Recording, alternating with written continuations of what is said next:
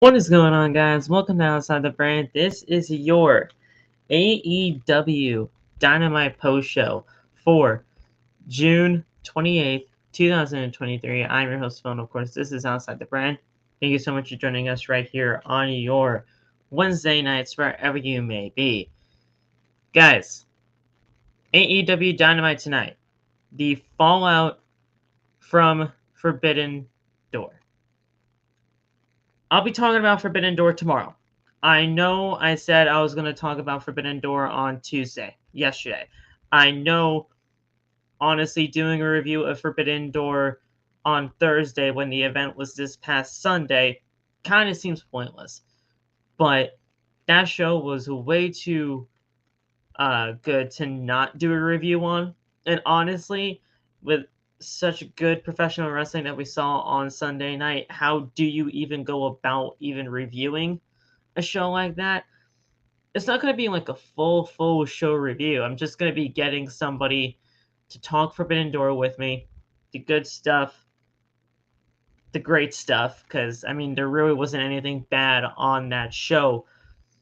We're just going to have fun. We're just going to have fun talking about it, going through the matches. It won't be like like a full length type of review where I go through the match and how it all went down and where this went and how this is going to go and all that kind of stuff there. I think I'm just going to be grabbing somebody to talk about Forbidden Door, and it'll be a great time. I'm going to bring in my guy Deontay here. What's going on, D? Nothing much, just chilling. How are you, bro? So, yeah, so that's what I'm going to be doing tomorrow. I don't know who's going to be joining me when it comes to that podcast tomorrow, but I will be talking Forbidden Door because I know I said I was going to be doing that on yesterday, but time just got away from me and it was not able to be done. But I got my guy Deontay here for tonight's AEW Dynamite. How are you feeling tonight, man? I'm feeling good. I thought Dynamite was a pretty decent show. Yeah, Matches were good. So, yeah, I thought it was a pretty good show all around. yeah. I'm not gonna lie to you. The AEW fatigue for me is kind of settling in. I don't know how you're feeling about it right now, but with Forbidden Door happening this past Sunday, and with AEW Dynamite tonight, and with Monday Night Raw happening on Monday, and NXT happening last night, dude, there's so much wrestling, It's so wrestling much wrestling, fatigue, man. Wrestling fatigue. It happened. and it's not that the show was a bad show tonight by any means, but I'm just tired. I'm just tired, man, and at the end of the day, we see all of these great matchups. We see everything that has happened so far over the last few days. I don't think it could really help anybody but to try to get tired of everything that's going on. I mean, Dynamite wasn't a bad show, but you get all of this in a matter of a few days, it's kind of hard not to get tired. Yeah, I feel you. I feel you on that one. It's a lot of wrestling, man. Wrestling has been on every day this week. It's crazy. Every single day this week so far, and it's not really going to be stopping anytime soon. If you are a fan of Impact tomorrow on Thursday, Friday Night SmackDown, AEW Rampage, and then Collision on Saturday. It just doesn't want to stop. Oh, And and Money in let's the not Bank. forget Money in the Bank too on Saturday. So it's just not stopping. A lot of wrestling. A lot of wrestling, a lot to go over. This is the fallout for Forbidden Door. The Owen Hart Cup tournament was supposed to be taking place tonight, or at least one match of it, but Britt Baker is sick, presumably with the sickness that Adam Cole had on Sunday when he was supposed to be facing Tom Lawlor. We don't know the ins and outs about that. It's legitimately just presuming that she got the same illness. But regardless, that match between her and Ruby Soho will happen next week on Dynamite. Soho just legitimately got a squash match tonight. And we had Ishii take on Moxley. We had a Tornado Tag Team match main event. Wasn't a bad show by any means in terms of the wrestling. But yeah, we just got to get through this, and hopefully we build towards the next show, which is Blood and Guts on July 19th. That's gonna be a crazy thing. That's gonna be crazy. It's gonna be awesome, man. It's gonna be awesome. And guys, I will be making my trip to Boston for that show. I made the purchase today, legitimately during Dynamite. During the announcement. So I was like, yeah, no, I'm definitely going to the show now that it's actually confirmed. So I will be going to Boston. I will be going to the TD Garden for Blood and Guts. It's going to be absolutely awesome. So you guys will most likely get a Dynamite review on that Thursday. So that next day, because I'll be tired as all hell coming back from the arena. And it's gonna be awesome to see. Then, Deontay, it was announced also tonight on the show that Grand Slam will be making its return to Queens, New York, at Arthur Ashe Stadium. That's crazy. Should be good, man. Should be good. Phenomenal. The first two Arthur Ashe Stadium shows for Grand Slam was nothing short of phenomenal. This one, you got a lot of expectations going for it, but Arthur Ashe Stadium, Grand Slam, always puts on the good show. Yep. Always. That's what they gave us. Kenny Omega and Brian Danielson. Come on. Such a good time, man. Such a good time. And honestly, the Owen Hart Cup tournament match that we were supposed to be getting tonight, but it's happening next week. Dr. Britt Baker, DMD, and Ruby Soho, they main evented the first ever Grand Slam. A lot of people think it was probably the Bryan Danielson and Kenny Omega match. No. That match is not the main event. In fact, that's the thing that started the whole show. Kenny and Bryan started AEW Grand Slam, and the main event was with the ladies. So yeah, I think it's gonna be absolutely awesome to see Grand Slam again and Arthur Ashe. I'm most likely going to be trying to get to that show as well later on in the fall, but I'll be saving up for something like that because Grand Slam, it's going to be a hefty price. It's going to be a hefty price, but at least I got my stuff for Blood and Guts, and I'll be going there. So, with that being said, Deontay, how about we talk about tonight's Dynamite? What you said? I just said, how about we talk about tonight's Dynamite? You ready to get started? For sure. Awesome, man. So, guys, thank you so much for joining us right here on OTB tonight for the AEW Dynamite post show right here on OTB. If you guys like what you heard so far, make sure to hit that like button.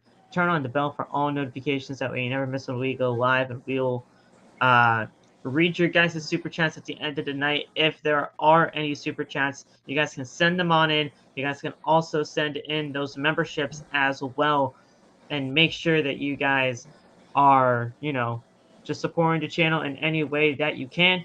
Thank you guys for all the love and support. Follow us on social media. All the TikTok links are down in the description below, but you guys can follow me on TikTok, Twitter, and Instagram at PhillyMatt_, and I'll let Deontay plug in his stuff. Let's go, bro. Yeah, what's up? It's your boy Tay. You can follow me on TikTok at NBA Tay02 and NBA Tay Talks Wrestling. I am sponsored, partner with W Energy. If you use my code NBA Tay, you get 10% off your order. And also, I just uploaded my first YouTube video today. So go subscribe to the YouTube channel. Awesome stuff, bro. Awesome stuff. So, guys, without further ado, let's get right into the AEW Dynamite post show right here on OTB. be. We started off tonight's show with the Tomohiro Ishii match with Jon Moxley. And this was a very, very hard-hitting affair, bro. Oh my Yes. Yes.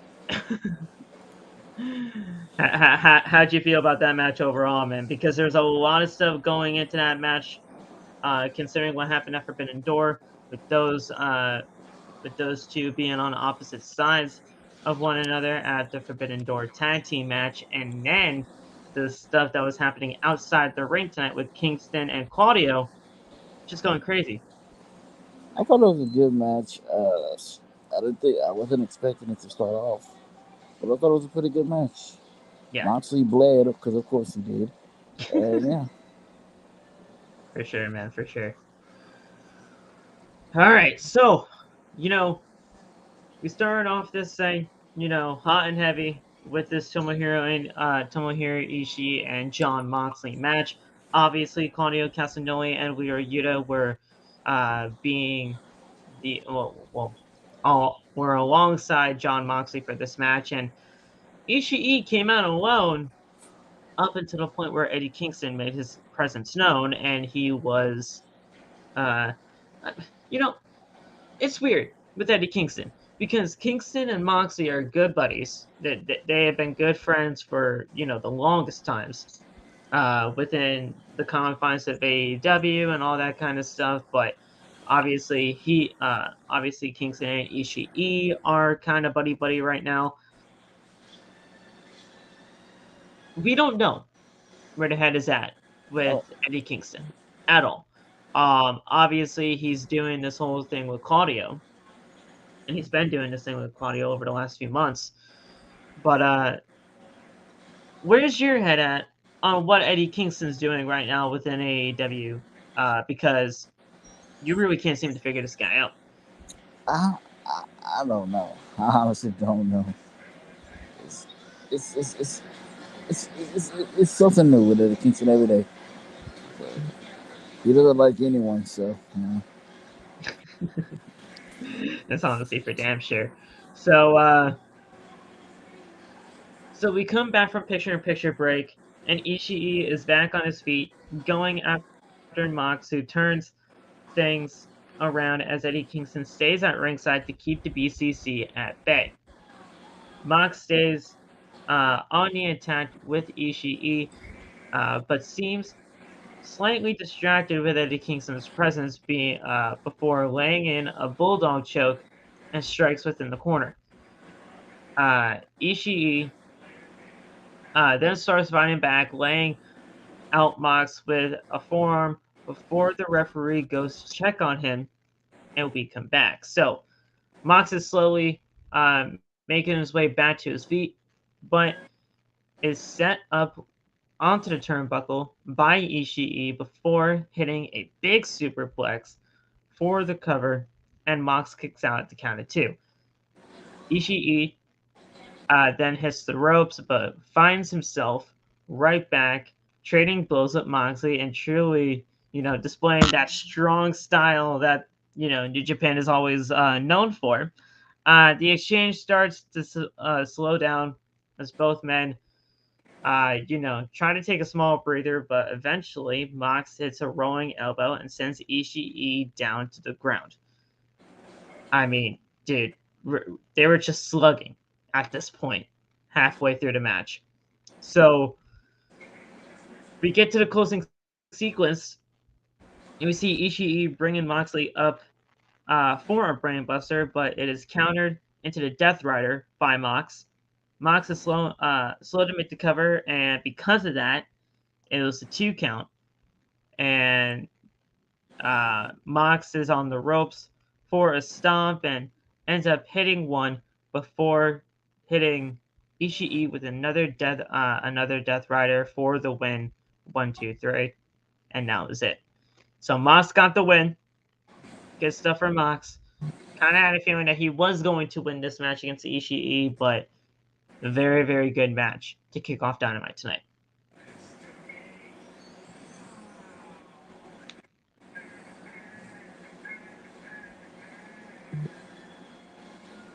So we see Yuta and Kingston mouthing off at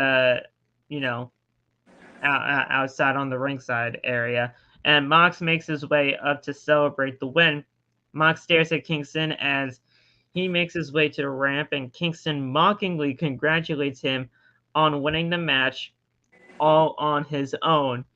And this is just going crazy at this point because, Mox and Kingston have stuff going on. Mox and Claudio, not Mox and Claudio, Kingston and Claudio, they can't get things going. It's just wild, bro. Like you can't figure out Kingston at all. It's just wild. What are we supposed to do?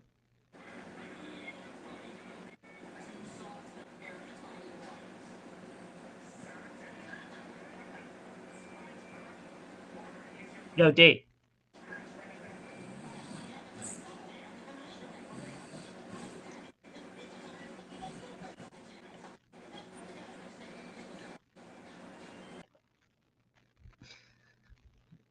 Yeah, I don't think he's up.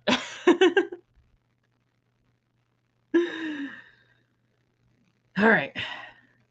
So,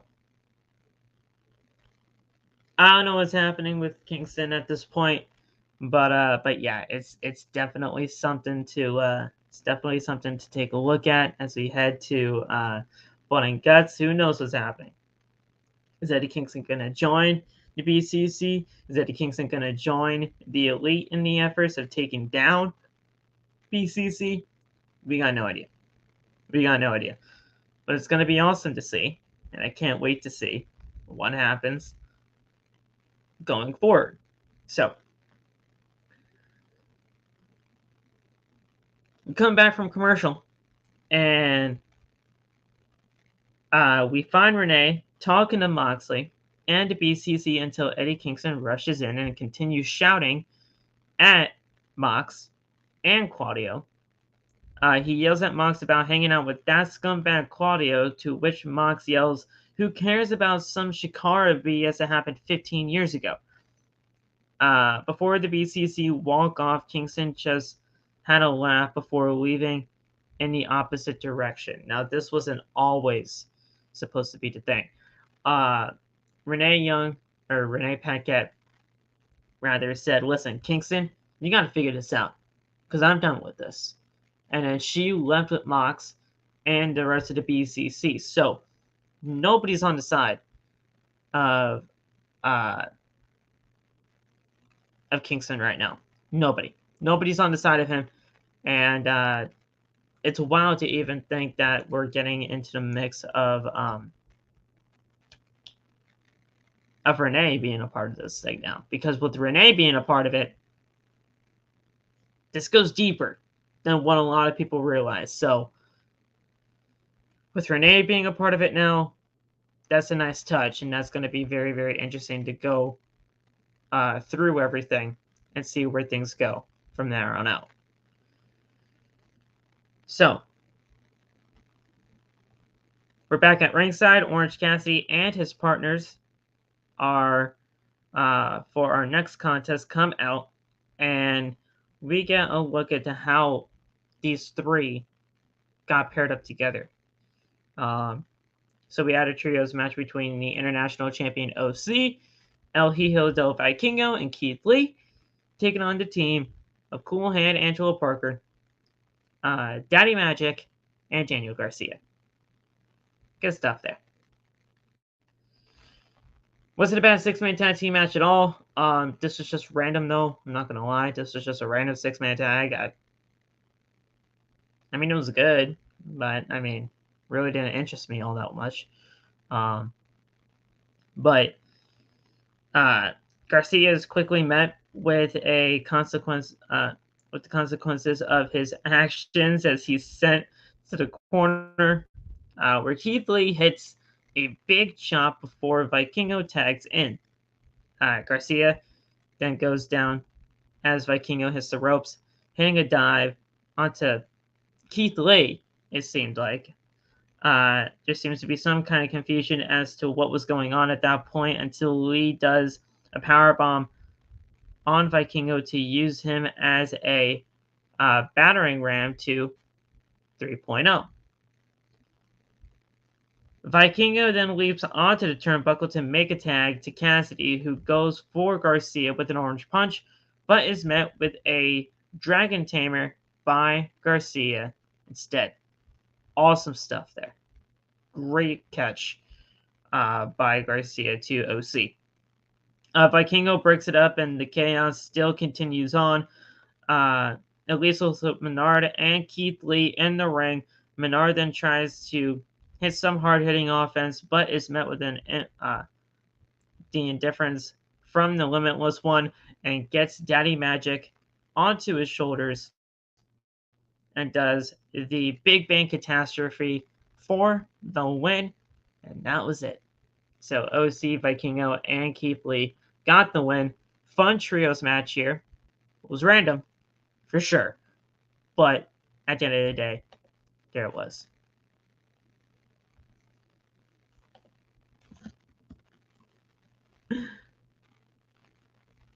So let's see if we can get our guy D back. D, you there, bro? Yeah, I'm here. Okay, cool. I don't really know. I don't really know when that shit happens. I don't be trying to. No worries, bro. No worries. I just got through the whole trios match between OC and Company. How'd you feel about that trios match, bro? That was good. I like that Keith Lee actually looked like Keith Lee again. Yes. And yes. not a grandpa. Yes. That was awesome. I honestly think this was kind of like a reset for Keith Lee at this point. You know, he looked good.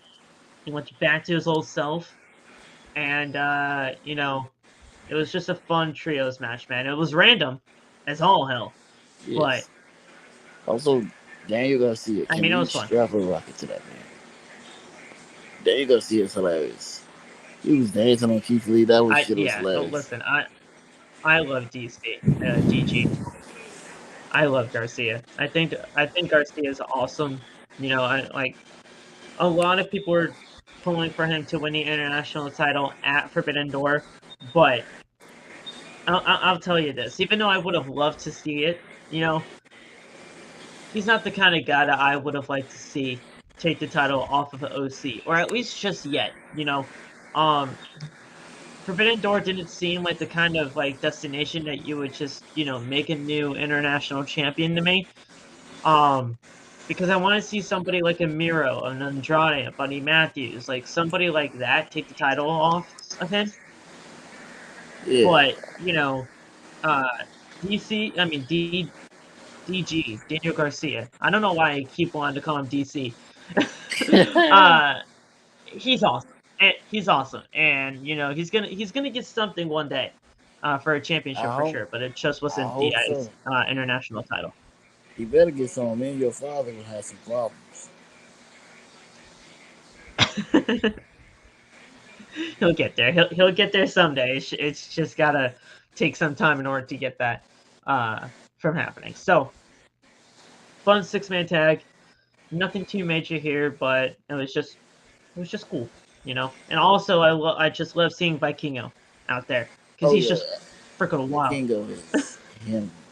It's him. So backstage, we hear from the Young Bucks and Hangman Adam and Page ahead of their match from later on tonight. The trio issues an open challenge, which appears to be accepted by the Dark Order. John Silver, Alex Reynolds, and Evil Uno. Page is hesitant to face his former friends, but is called out for abandoning the Dark Order. And they say that they thought that they were friends, but they are friends no longer. And they will be facing them later on tonight on Dynamite. So, all right. I mean, they're not lying. He did abandon them. So that's what we got there. We then come back from commercial break, and we see Chris Jericho and Sammy Guevara talking to Renee Paquette. Ahead of their tag team match with Sting and Darby Allin in the main event, Jericho addressed the history of him and Sting, and how they have had some history going on in the past, and how appropriate it is that they are going to be in the ring on TBS with Tony Schiavone commentating, because honestly, Jericho thought that that should have happened a long, long time ago when they were both in WCW. But Jericho says that tonight's Sting is in fact facing the Painmaker and promises uh, to put the Icon's face in the dirt. So, you know, it was wild to even think that Jericho and Sting never faced off with each other up until that point at Forbidden Door. That's Kind of crazy. wild, That is but wild. I mean, you know, it was the real stat, and we got this tag team match later on in the main event, dude. Like, I can fully see like a career-threatening match for both of them happening at not Arthur Ashe, at Wembley, and whoever loses, either leaves AEW or gets to retire, and that's where I see Sting That being would up be to kind. this. That would be kind of crazy. Like retiring in front of what was it, 70,000 people Yeah, in the biggest stadium in somewhat. London. Yeah, Dang, you know, that's yeah, I'm all for it. I'm all for it.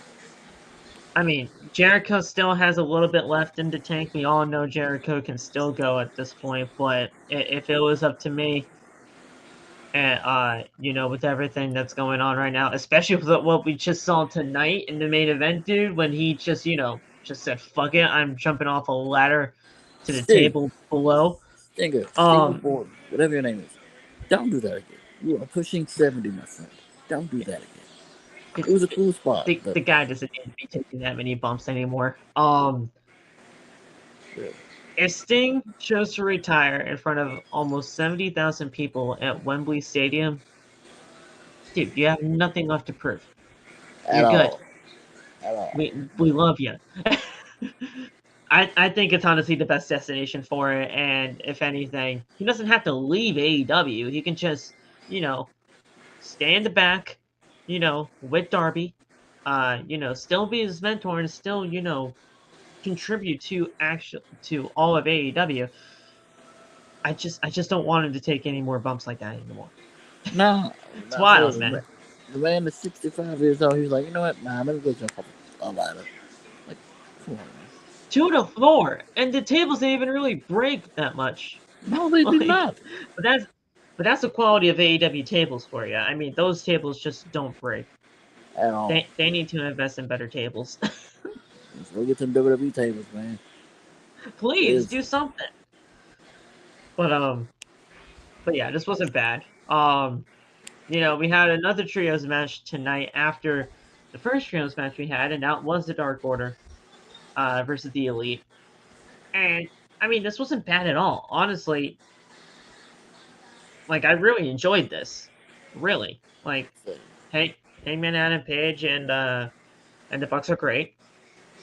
Dark Order, they may be I wouldn't call them vanilla, but Vanilla. it's just it's just that with after everything Brody Lee and everything like that, they're kind of just there, you know.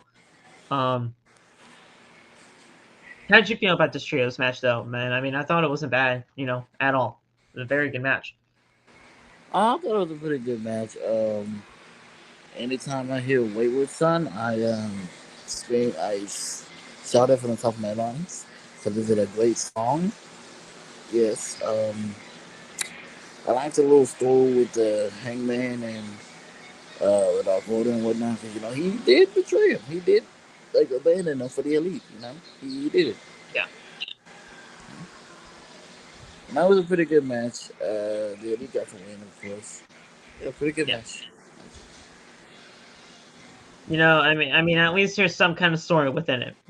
Obviously with Hangman being with the Dark Order for the majority of the time that he was, up until the point where he did get back with the Elite to do stuff with the BCC. You know, him being a part of the Dark Order wasn't always a bad thing. It's just, at that point in time when the Elite and BCC were going at it, it just made sense to have Hangman get involved. So, having that kind of a story there where Hangman abandoned the Dark Order when the Dark Order really lifted him back up from not obscurity, but from when he was down in the dumps, there's a story there. And I Yeah, think they had to capitalize on that. yeah, I agree. So Page gets Uno up, but a drop kick by Silver drives Uno right into Hangman. Uh, and before the Bucks are taken out to the outside by Silver and Reynolds. Reynolds then gets a tag in after this, and he and Silver do a double team to their former friend and Hangman Page for a very close near fall by Reynolds. The Dark Order then do a pendulum bomb, but Matt Jackson stops it, and Nick then takes out Reynolds just as Silver gets the tag. Lariat by Page onto Silver, who sets up for the buckshot lariat afterwards, but hesitates and goes through with it, landing, uh, leading to the Bucks to be taken out by Uno and Reynolds, and Silver gets a close near fall onto Hangman Adam Page. Uh, Things get crazy once again with everybody. These trios matches are always usually spot fest, especially when it comes to the Elite. But Hmm. things get crazy once again. Page manages to hit the buckshot lariat onto Silver for the pinfall victory, and that was it. It looked like Hangman went down to Silver once again and said, "I'm sorry, I'm sorry, I'm sorry." That's at least what the commentary was alluding to. Is this done? Are we done with this now? Is Hangman, just going to be with the Elite and this whole Dark Order thing is done, or do you think there's a little bit more that we need to get out of this? I think this is just a one and done, just to get the story over with. I can see that. I can see that. I mean, I don't know. Well, I definitely see where you're coming from with that, but I mean, we're building towards a bigger show with our with Blood and Guts in about 3 weeks. Um, you know, I don't want this to be any longer than what it really needs to be. Because this is just kind of like it's a small feud that not even really call it a feud. It's just like a small little detail that needed to get corrected, and I think that's what it was done tonight. You know, because Hangman's gonna be in Blood and Guts with the Elite. There's nothing really more to go with it. Yeah, I feel you. I feel you. So so yeah, that was what it was tonight, and it was a fun 6-man tag. But at the end of the day, got the job when it needed to be done for, and the Elite got the win. But there was no time to celebrate because the BCC came down and just attacked the Bucks and Hangman, and the Dark Order just left. They left the scene. They're like, you know what? There you go. Have at it, boys. You wanted the BCC, you got him. And Kingston, Eddie Kingston comes out of nowhere and attacks. Was about to attack the BCC, but numbers game comes up. There you go. He's down and out along with the Elite. It's the BCC and Takesha with Don Callis, that piece of shit Don Callis. Uh, Oh, bastard.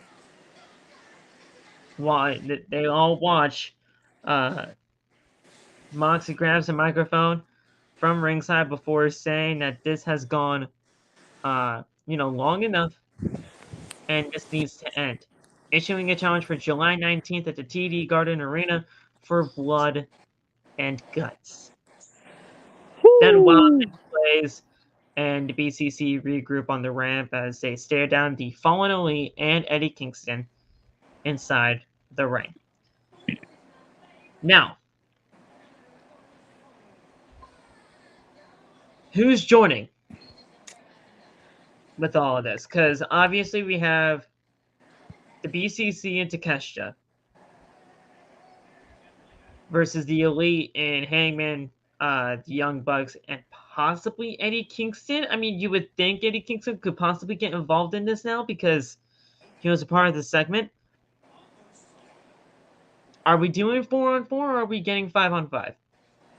I think we might get a 5-5. I believe Kenny might be in that match in some way, shape, or form. Because if we're getting Kenny, we're getting Ibushi too. So that would be 6 for their side. Well, maybe Eddie Kingston. What if Eddie Kingston's not a part of it? Then we get the Elite and Kota Ibushi. But it's most likely gonna be Eddie Kingston and Kenny. So we got Hangman, the Bucks, Kenny, and Kingston versus Takeshita, Claudio, Wheeler, and Mox. We need a 5th member for the BCC, and I would have said Brian, but Brian's out with the fractured forearm. Now that ain't fractured. That thing is broken, snapped in half.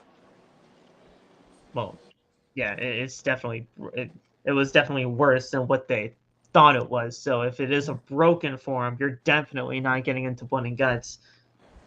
We'll just have to find a 5th person. And what if they throw a curveball and we still get Kota Ibushi, but he's on the other team? That would be interesting, but I don't understand why, Kenny would call his friend from Japan to just get to the other side of the team. It's very weird, man. I don't know where they're heading with it. Who's going to join the BCC? Who said he was calling Ibushi though? A lot of people thought that he was calling Ibushi. I mean, it only makes sense. Most likely he is, but and I was just throwing some shit at the wall. I don't know. No. We don't know. We just really don't know. Brian's injury. I mean, Will Ospreay could get Will. Yeah, Will Ospreay could get Will. It sucks because we all know Brian was going to be a part of this, and if it wasn't for the forearm injury, I mean, obviously, I'm not blaming Brian, because it happened 10 minutes in the match, but Brian was going to be a part of it, and this injury really did derail things a little bit. But at the end of the day, we're getting blood and guts. It's going to be great regardless. It just sucks that Brian's not going to be a part of it. Yeah, that sucks. We'll soon though. But we'll soon find out, because legitimately blood and guts is like in 3 weeks. So yep. We'll figure out who's going to be replacing Brian. It could be a 5-on-5. It could stay the 4-on-4 that we just saw now. Takeshita and the Elite versus BCC and Takeshita. Wait. Kingston and the Elite and Takeshita and BCC. There you go. I said it right that time. But yeah, we'll figure it out. We'll get there. So, come back from commercial break, and inside the parking lot, we see Cole meeting up with Roderick Strong. And MJF interrupted them by pushing Cole along to get out of here, to just have some fun because, Hamilton, Ontario sucks, apparently. Yeah. I never been to Hamilton. Any of you guys have? I don't know. Been to Canada, period. But yeah, me neither. I've never been to Canada. So he says, this place sucks. Let's have a bit of fun. Cole is hesitant to get into the car, but Roger Strong's like, what is he even doing? He's like, listen, dude, I'm just playing a wall, okay? This is not really a budding friendship here. Just, I know what I'm doing. Have fun with your match against Samoa Joe. Good luck with all of that. and I'll talk to you soon, bro, right? And then obviously they embraced, and Cole got into the car with MJF. This is just fun, dude. I Yeah. dude, they're rivals. They're paired up into this blind eliminator tournament. And this is just fun. I'm enjoying the hell out of it. It's a crazy concept. It's a crazy concept. So, Ron, they got fucking Swerving on Glory uniting, Yep. and they had Orange It's Cassidy and Darby Allin. It's Swerving Keith Lee versus, I think it's like It's Darby Darby and and Orange Cassidy. Guevara Orange Cassidy. they're facing off against. Darby and Orange Cassidy. It should have been fucking. It's Darby and Orange. Okay. It should have been Interesting. I Juice thought it was Robinson, Darby bro. and Guevara because it should have been Guevara, honestly. Nah. You know who it should have been? Oh, juice. Yes. Missed opportunity. Orange juice. It's right there, Tony. It's right there. Orange juice is right there. Yeah, orange and juice. Dude, come on. That would have been perfect. Oh my god, that would have been Right great. there. Because you know how outlandish Juice Robinson is, and then the laid back, hands in the pockets, thumbs up kind of dude OC is, bro. Dude, come on, Tony. Tony. That would have been wild. Yes. But yeah.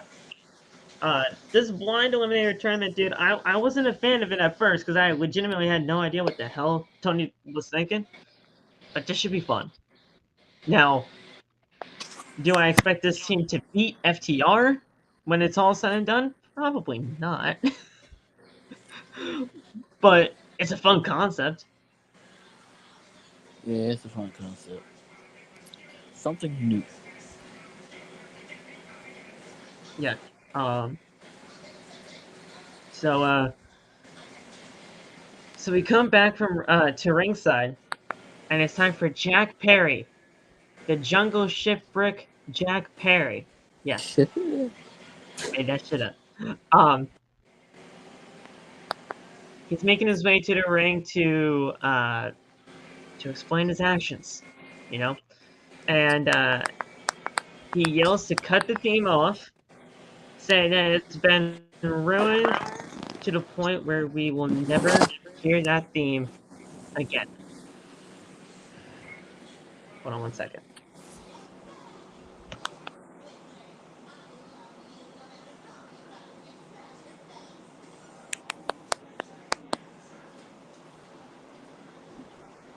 Sorry, that was my grandmother through the door.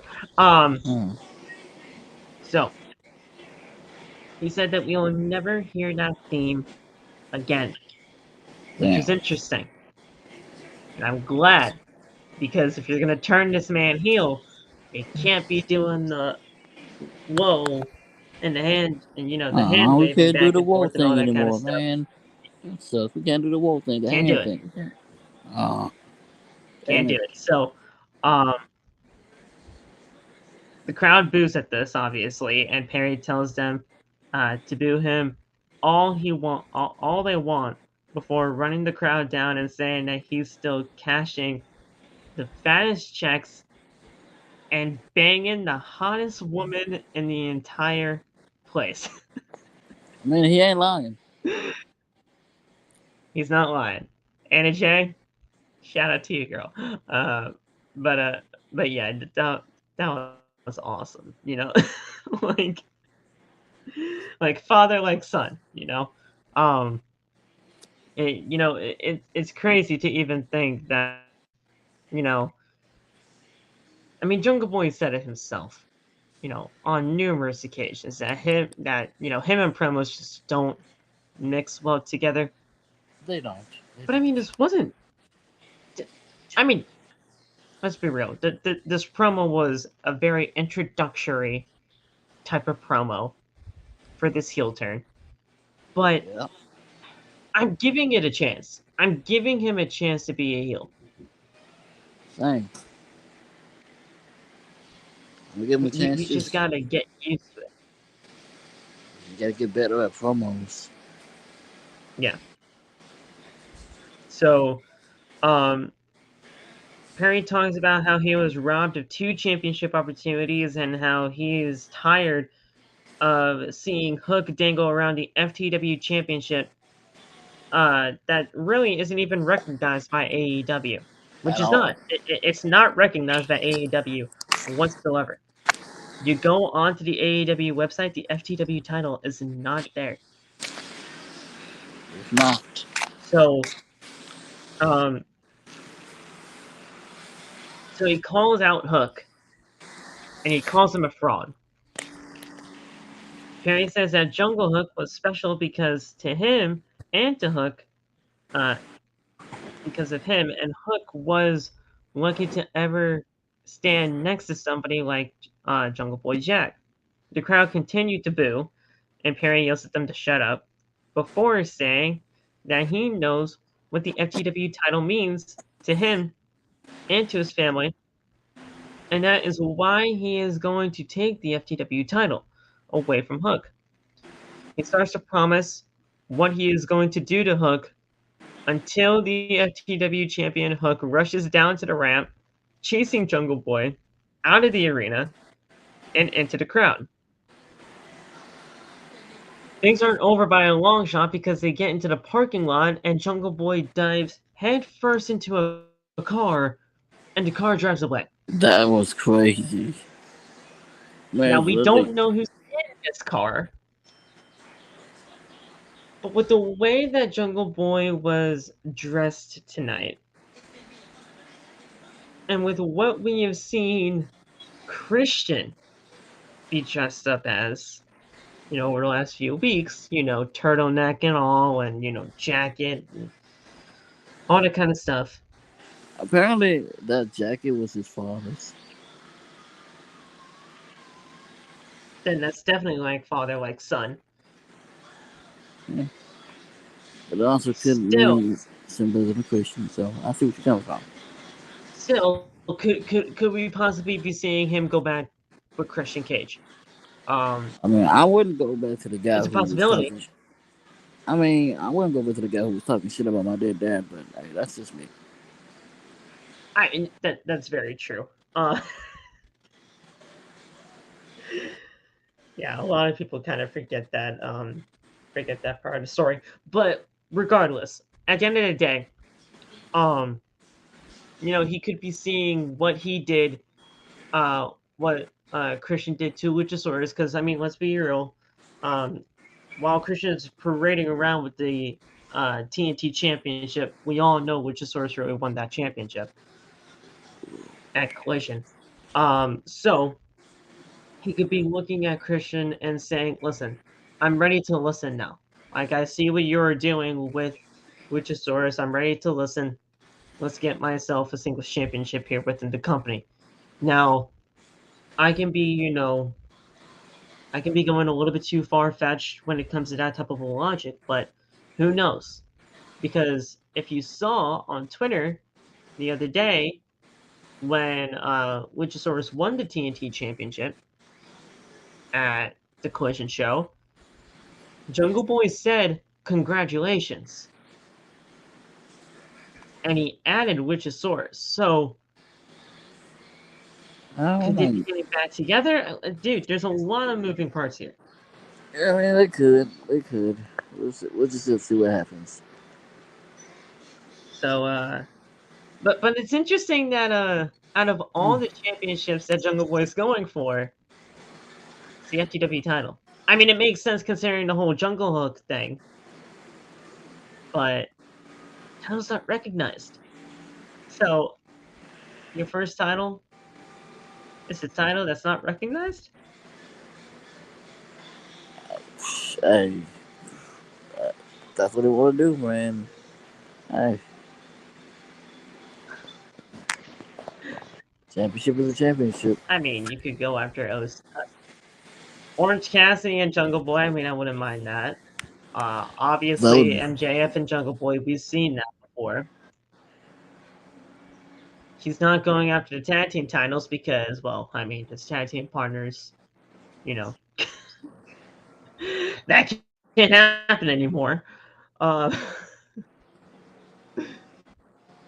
So yeah, I think that's it. And you're not going after Christian. I don't think you want to go after that again. Or Luchasaurus. So yeah, actually, you know, now I think about it, I think the FTW title is the only thing that makes sense. Yep. But you know, it was fun. We'll see what happens. Story continues to move along, and that's all that we kind of want. You know, as long as story's progressing, it's good in my book. Yeah, I feel the same way. So we get a picture-in-picture where Sammy is you know, delivering a message to Sting and Darby via cue cards, because you know the cue cards are back. And you know, he walks down the ramp promising that he and Jericho will win this war. He hands the signs to people in the front row, and he on his way down to the ramp, even showcasing a sign that reads "Fight Forever," as he is eager to get started as we come back, you know, from commercial break. But their tag team match was even, you know, next, because it was Ruby Soho versus Alexia Nicole. This was the squash match that I was talking about because Britt Baker, who was supposed to face Ruby tonight, was sick. So they just gave Ruby a nice squash match for next week's Dynamite as they go for Owen Hart Cup. Yeah, I agree. They had to do something with him. Yeah, I mean, you couldn't just leave her off the show too. I mean, you know, you're contractually obligated to go. It's just, you know, someone got sick. So, but you know, it really wasn't anything that was happening, you know, during the match. It was really what happened after the match that really made, you know, the most sense after everything. Because after Ruby got the win, uh, Ruby Soho grabbed the mic, uh, and she, you know, began to talk about what was really supposed to happen here tonight. Uh, so Britt Baker is not here. Ruby talks about the Owen Hart Cup tournament match that was supposed to happen this week, but now it's happening next week because of your German-infested city or country. Britt's sick. In all seriousness, though, please stay safe with the wildfires. I mean, I hear they're still going on, bro. It's wild. That is fucking crazy. The air quality and the wildfires are still going. And yeah, sure. I mean, it's past everybody here in the United States because of all the smoke and smog and all that kind of stuff. But it's still happening, and it's That's crazy. wild, man. But you know, in all fairness, we want everybody to stay safe over there because it's wild. Us two personally know people from over there in Yeah. Canada, and we just hope they're all safe. Yeah, that's crazy.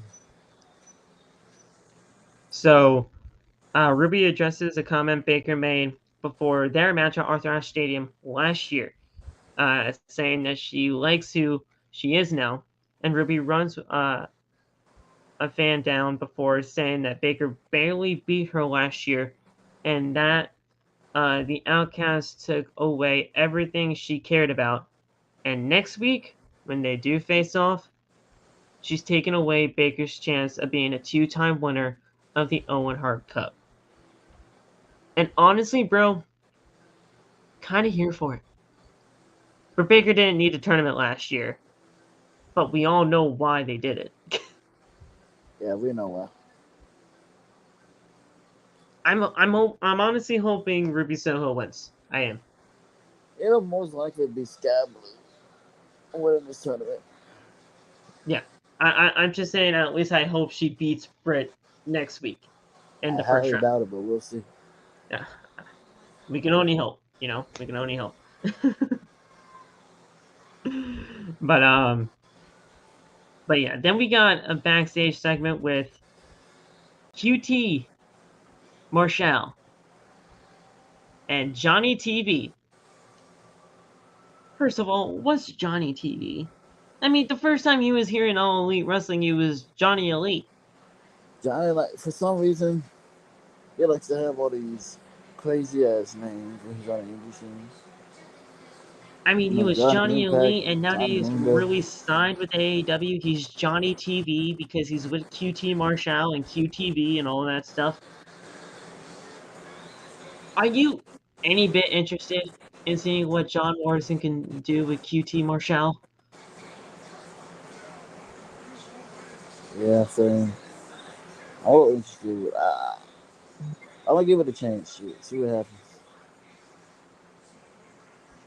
I mean, yes, John Morrison's best work was him being a heel. We all know this. I mean, Yeah. him being paired up with the Miz all those years ago, and even when he was in WWE not too long ago, when he was paired up with the Miz again, like he's not a bad heel, but they had no history the first time he was in AEW. And yeah, sure, it was a one-off appearance, but they had no interaction. Yeah. So I don't know how this makes any sense. I don't know either, man. We'll see. But they have a match on Rampage, and they'll be, doing whatever it is. I think it's against Matt Hardy and Isaiah Cassidy. So cool. And then the random girl that they have with them now moaned. Like, why is she moaning? I don't know. It's crazy. Get out of here! I didn't even know you went here. Who is she?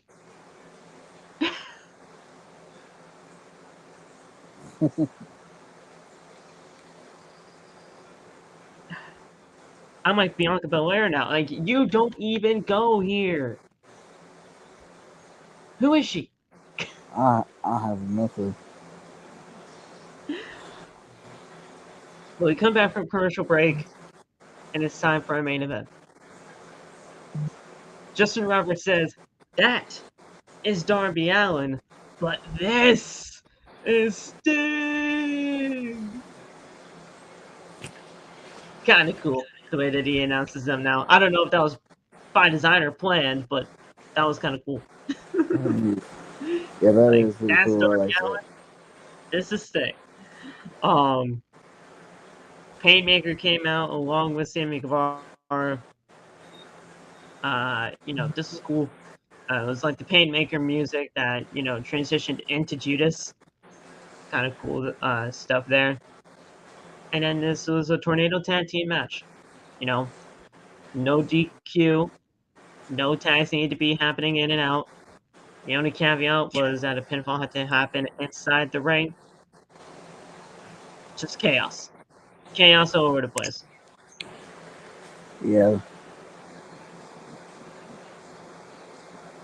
So, at one point in the match, dude, and I want to get your thoughts on this one because they were setting up the steel steps near a part of the barricade, where Jericho and Sammy, and they're going to whip Darby into it. I think you know the spot I'm talking about here because Darby, he pole vaulted himself over the steel steps, and it looked like he was supposed to land on his feet on the other side of the barricade, but his back grazed the barricade, like the small of the back grazed the barricade, and he sold it to the floor below. Was he supposed to land on his feet and clear the barricade, or was he just a good seller at that point because, his back really did hit the barricade? Mm-hmm. I don't know if he was supposed to clear it, but regardless, Darby did a nice sell job. Yes, it is.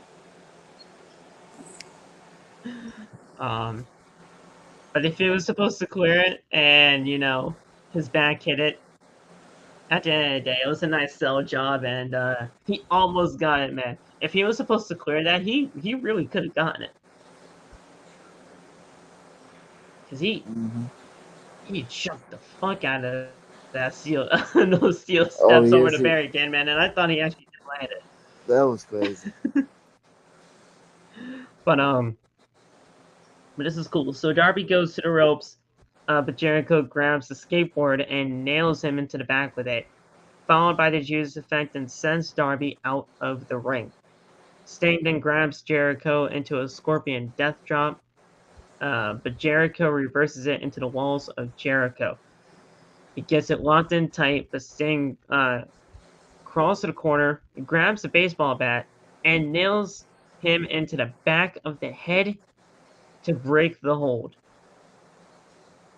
Jericho then sends him into the corner and is met with a Stinger splash. But also Sting got hit with a code breaker. Jericho only got a near fall because of this, but in all of this, he got put into this scorpion death drop, and the Painmaker kicks out. Now, commentary was selling this like this was the first ever kick out of the scorpion death drop. I don't know if that's legitimately the case, but if that is, it's a good way to use it here. You know, wasn't Mm-hmm. bad. Then Jericho had no choice but to tap out because he was in a scorpion deathlock, and that was it. You know, we saw Darby and Sting get the win here on Dynamite. Now, obviously, the you know, spot we were talking about earlier on in the show, where Sting jumped off a freaking ladder through 2 tables below, that happened in this match here. We don't need to see that ever again. No, we do not. but you know, Darby was about to jump, man. Darby was about to jump and do the spot himself, but Sting met him on top of the ladder. He's like, nah, this is my time. And Darby said, you know what? Okay. And then he climbed down the ladder. Why would you do that, Darby? Come on, Darbs. If Dude, ever 2 for 1 special. he's old enough to be your grandfather. Definitely, maybe even great grandfather. I don't know about great, but I know he's grandfather material for sure. Well, I mean, I think Darby's like in. I thought Darby was like in his mid-20s, so who knows? I mean, you know, I think so. definitely a grandfather though. Definitely a grandfather though, Oh, for regardless. sure. And he just says, "All right, okay, go ahead, do your thing. Mm-hmm. You don't need to prove yourself anymore, Sting. You're good. You're good." But this was a fine tag team match, fine tornado tag. Um, you know, it was awesome, and we kind of got a little bit of an overrun here because it was 10 o'clock. We were still on Dynamite because the match wasn't even really over yet. A little bit of an overrun here for Dynamite tonight, which rarely happens. Mm. Sting tried to make a moment. He did make a moment to end the show, and that's what it was. It was crazy. It was crazy. Solid main event, and Sting continues to do the things that he definitely should not be doing, but it's Yeah, don't do impressive that in against things. all Don't do that. You're 60. it, You're old enough to be my grandfather, man. Come on. Listen, you gotta give the devil his due, though, bro. I mean, Oh, you know, this man is in his 60s and he's, you know, taking risks like this. Like, but I hey, mean, he I doesn't ain't need gonna, to. yeah. But I'm also gonna That's appreciate Sting while he's still here. Because yes, eventually, exactly, exactly. The man does not need to be doing the spots that he does, but he does them for the entertainment of us, and it's a beautiful thing to see. It's just that we know he doesn't need to be doing them anymore. It's not. So it was a fine main event. Impresses the hell out of me that he still is able to do that kind of thing. But nice finish with the Painmaker. Tapping out to Scorpion Deathlock, and that was it. Yeah. Pretty good show. So good stuff there. Good Dynamite. Not too hard to get through tonight at all by any means. It was just there's been a lot of wrestling, so I'm tired. But Yeah. but we'll get through the rest of the week as we head into this weekend's Money in the Bank pay-per-view on Saturday. Saturday afternoon, I should say, because it's on at 3 p.m. in the afternoon. And then 8 o'clock, we got Collision. So you'll be seeing 2 reviews for Saturday. Awesome. Yep. God damn it. Dude, come on. I mean, they're taping Collision on Thursday to put it for Saturday. I'm telling you right now, man, that's just what we're gonna have to be dealing with. Whenever WWE pay-per-views happen on Saturdays, just expect to tape the Collision. Yeah. I know it sucks, but that's what they have to do. Yeah, that's interesting. Look. It definitely sucks that not every single Collision is going to be live, but I mean, no, you gotta do what you gotta do, and most of the shows are going to be live. It's just when pay-per-views are pay-per-views. That's all. Yeah. So Yeah. let's see what happens at Collision. I think there's going to be some Owen Hart Cup tournaments on Collision. So I mean, we'll see what happens. I'm not too sure of the lineup for Collision, but at the end of the day, we'll see what happens on Saturday, and Money in the Bank as well. Yeah. So guys, Whew. thank you guys so much for joining us right here on OTB. You guys will be seeing another tomorrow. It's not a full review of Forbidden Door. I'll just be grabbing somebody, and we're just going to be talking about Forbidden Door, the good, the great, the phenomenal. Because there really wasn't a bad part about that show on Sunday. Oh. We'll just talk about it. Talk about the matches. In order, out of order. It's really whatever is on our mind. For tomorrow. I'll grab like 1 to 2 people, and we'll just talk wrestling from what happened on that Sunday, Yep. and we'll get that all squared away that way. That way I don't feel like I'm robbing you guys of a review for Forbidden Door, because that show was way too good to not talk about right here on OTB. So we'll get that squared away, and then we'll be all really caught up for Friday and Friday Night SmackDown and all that stuff for the shows before the weekend. All right, that's it. So thank you guys so much for joining us right here on OTB. Tay, if you have nothing else to say, we can get the hell out of here early. Go subscribe to my YouTube and watch my new YouTube video. Awesome stuff, bro. I should probably check it out right after this. Yeah. If you want to hear me ramble for 8 minutes, go watch it. All right, bro. Thank you so much for joining me tonight, and thank you guys for joining us right here on OTB. Go get the merch. Links down in the description below. Go get anything from WWE Shop. The affiliate link is down there in the description. And thank you, SeatGeek, for sponsoring tonight's video. I completely forgot that part of the intro, but thank you guys, SeatGeek, for sponsoring the channel. We love being a part of your family. Thank you for being a part of ours. And we'll see you guys tomorrow for really the Forbidden Door review right here on OTB. Talk to you guys soon. Have a good rest of the night. Stay safe. God bless. And peace. Peace out.